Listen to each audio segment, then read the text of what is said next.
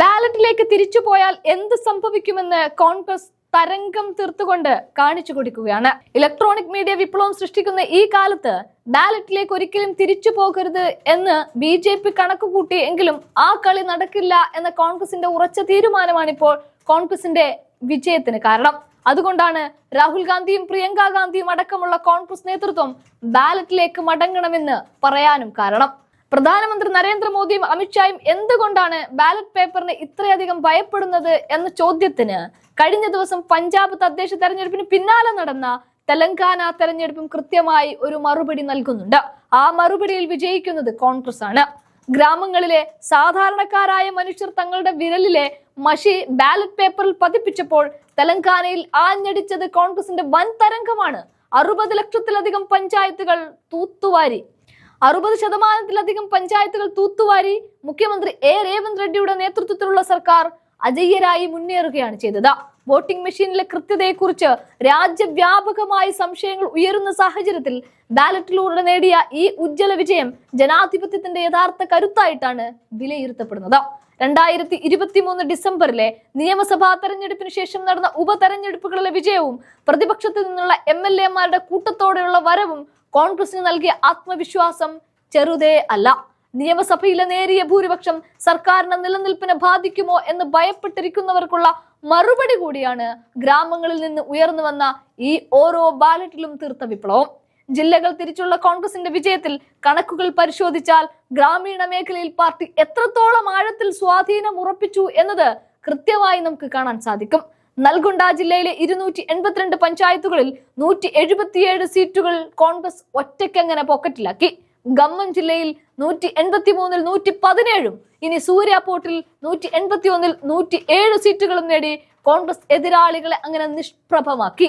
കാമറഡിയിൽ 197-ൽ 129, ജഗിത്യയിലെ 144-ൽ 101 സീറ്റുകളും കോൺഗ്രസ് അനായാസമാണ് കൈയടക്കിയത്. മഞ്ചേരിയിൽ 114-ൽ 84, വികാരാബാദിൽ 175-ൽ 80 സീറ്റുകൾ കൈപ്പത്തി അടയാളത്തിന് പിന്നിൽ അണിനിരന്ന സ്ഥാനാർത്ഥികൾ നേടുകയും ചെയ്തു. നാഗർ കുർണൂളിൽ 151-ൽ 80 സീറ്റുകളിലും കോൺഗ്രസ് വിജയിക്കുന്ന കാഴ്ചയാണ് കാണാൻ സാധിച്ചത്. ഇത്തരത്തിൽ മികച്ചൊരു വിജയം നേടിക്കൊണ്ട് തങ്ങളുടെ ആധിപത്യത്തെ ഊട്ടി ഉറപ്പിക്കാൻ ഓരോ ജില്ലകളും കോൺഗ്രസിന് സഹായിച്ചു എന്നുള്ളതാണ്. ഈ ജില്ലകളിലെല്ലാം തന്നെ തൂത്തുവാരിയത് കൂടാതെ മറ്റു പലയിടങ്ങളിലും ശക്തമായ ലീഡ് നിലനിർത്താനും പാർട്ടിക്ക് കഴിഞ്ഞിട്ടുണ്ട്. ചുരുക്കത്തിൽ തെലങ്കാനയുടെ ഭൂപ്രകൃതി തന്നെ ഇപ്പോൾ കോൺഗ്രസിന് അനുകൂലമായി മാറുകയാണ്. ആകെ 10,278 പഞ്ചായത്തുകളിലേക്ക് നടന്ന വോട്ടെടുപ്പിൽ 7,500-ലധികം ഇടങ്ങളിൽ കോൺഗ്രസ് ഔദ്യോഗികമായി തന്നെ വിജയിച്ചു. ഇതിനു പുറമെ 800-ലധികം ഇടങ്ങളിൽ കോൺഗ്രസ് വിമതന്മാരാണ് ജയിച്ചു കയറിയത്. കോൺഗ്രസിന്റെ വിമതന്മാർ കൂടെ ജയിക്കുമ്പോൾ തീർത്തും BJP അതിന്റെ ഏഴയലത്ത് വരുന്നില്ല എന്നുള്ളതും കണ്ടറിഞ്ഞിട്ടുള്ളതാണ്. ഇവരെല്ലാവരും ഇപ്പോൾ പാർട്ടിക്കൊപ്പം നിൽക്കുന്നതോടെ ആകെ വിജയശതമാനം 66-ലേക്ക് ഉയർന്നു. രണ്ടാമതെത്തിയ ഭാരത് രാഷ്ട്ര സമിതി 3,500-ലധികം പഞ്ചായത്തുകളിൽ ഒതുങ്ങിയപ്പോൾ BJPക്ക് വെറും 700-ഓളം സീറ്റുകൾ മാത്രമാണ് നേടാനായത്. നഗരപ്രദേശങ്ങളിൽ മാത്രം സ്വാധീനമുള്ള പാർട്ടി എന്ന പേരുദോഷം മാറ്റാൻ ശ്രമിച്ച BJPക്ക് ഗ്രാമീണ മേഖലയിലെ ഈ ബാലറ്റ് പോരാട്ടത്തിൽ വലിയ പരിക്കാണേറ്റത്. 2019-ൽ 100 സീറ്റുകൾ മാത്രമുണ്ടായിരുന്ന അവർക്ക് നില മെച്ചപ്പെടുത്താനായി എങ്കിലും കോൺഗ്രസ് ഉയർത്തിയ വെല്ലുവിളിക്ക് മുന്നിൽ അവർക്ക് ഉത്തരമില്ലായിരുന്നു. അടുത്ത നിയമസഭാ തെരഞ്ഞെടുപ്പിനെ വലിയ ആത്മവിശ്വാസത്തോടെ നേരിടാൻ ഈ ബലം പാർട്ടിയെ സഹായിക്കും. യഥാർത്ഥത്തിൽ നിയമസഭയുടെ കാലാവധി 2028-ൽ അവസാനിക്കാനിരിക്കെ മുഖ്യമന്ത്രി 2029-നെ കുറിച്ച് പരാമർശിച്ചത് ഒരേ രാജ്യം ഒരേ തിരഞ്ഞെടുപ്പ് എന്ന നീക്കത്തെ മുൻകൂട്ടി കണ്ടുകൊണ്ടാണെന്ന് രാഷ്ട്രീയ നിരീക്ഷകരും വിലയിരുത്തുന്നുണ്ട്.